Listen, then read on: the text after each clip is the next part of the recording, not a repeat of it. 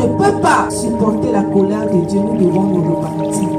Chacun à son niveau, à sa place. Bonjour à toi qui est connecté en ce moment, à moi au travers de cette émission. Que le nom de Dieu soit béni dans ta vie, sur ton parcours et dans ton destin.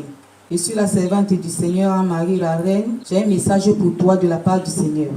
Avant de te donner le message, je vais d'abord prier.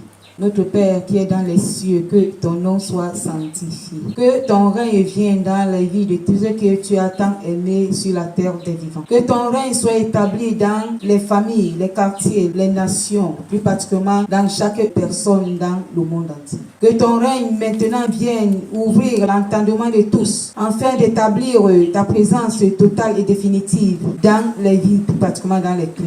Seigneur, dans ta nature, tu nous as pardonné et tu continues à nous nettoyer par le précieux sang de ton Fils Jésus-Christ. Ce moment est ton moment, Seigneur. Change l'atmosphère en ta gloire pour ta gloire. Change, Père, tout ce que tu vas connecter à ce message, afin que le changement soit visible à l'œil nu et que toute la gloire te revienne. Au nom puissant de Dieu que j'ai prié. Amen. Le message concerne particulièrement quelqu'un qui m'écoute en ce moment. Et celui qui m'écoute a le devoir, selon le plan de Dieu, de transmettre le message à celui qui l'aime, de près et de loin. Le message concerne la colère de Dieu dans le monde. Mais avant de toucher le message, je vais d'abord donner le thème, le langage de l'Éternel Dieu. Le langage de l'Éternel Dieu. Pourquoi nous commençons le message par le langage de l'Éternel Dieu? Parce que quand Dieu parle, nous sommes lents à comprendre. Nous négligeons la parole de Dieu. Quand Dieu parle, nous nous levons pour dessiner, pour juger, pour orienter Dieu, pour condamner Dieu, pour demander à Dieu de prendre les paroles dans nos bouches et de parler comme nous voulons. Dieu n'est pas un homme, il est Dieu, demeure Dieu. La colère de Dieu est dans le monde. La colère de Dieu est dans chaque nation, dans chaque ville, dans chaque village, même dans chaque famille. La colère de Dieu est sur nous, dans notre vie. Pourquoi la colère de Dieu est là? Parce que nous nous sommes détournés de la voie de Dieu. Nous avons abandonné l'Éternel. Nous avons rejeté Dieu. Nous l'avons haï. Nous nous sommes tournés vers d'autres dieux qui ne sont pas notre Créateur, qui ne nous aiment pas. Tu vas te poser la question, mais tu n'adores pas les idoles, tu ne te prosternes pas, alors qu'il y a un grand Dieu qui est en toi qu'on appelle le Dieu du moi. Il y a un vulnérable Dieu qu'on appelle le Dieu du moi qui vit en toi, qui t'empêche de devenir simple et humble, qui t'empêche d'être un enfant, qui t'empêche d'être un instrument utile à Dieu, qui t'empêche de te rabaisser pour que Dieu t'élève.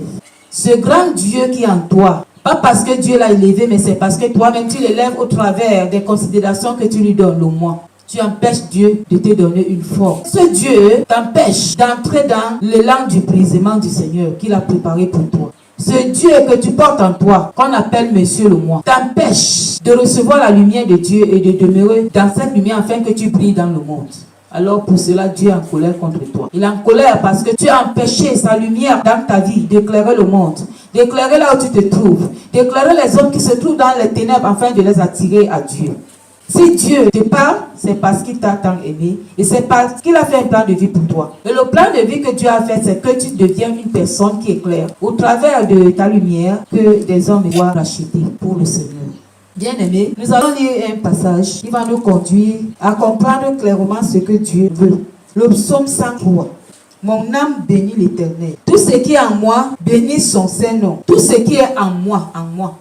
Si le moi d'un homme peut bénir l'Éternel, cela veut dire que le moi là n'est plus le véritable moi qui est charnel, mais le moi devient un moi spirituel. Si ton moi bénit l'Éternel, cela veut dire que ton moi n'est plus dans la servitude, mais ton moi est libre. C'est un moi libre qui peut bénir l'Éternel. Nous retournons dans notre verset du psaume 103.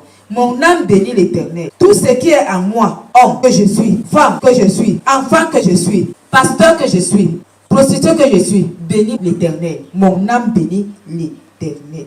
Tout ce qui est en moi bénit son Saint-Nom. Tout ce qui est en moi. Cela veut dire le tout en toi s'est déjà transformé, a déjà reçu la liberté. Le tout en toi s'est déjà repenti. C'est dans ta repentance que ton moi devient un moi qui peut donner gloire à l'Éternel.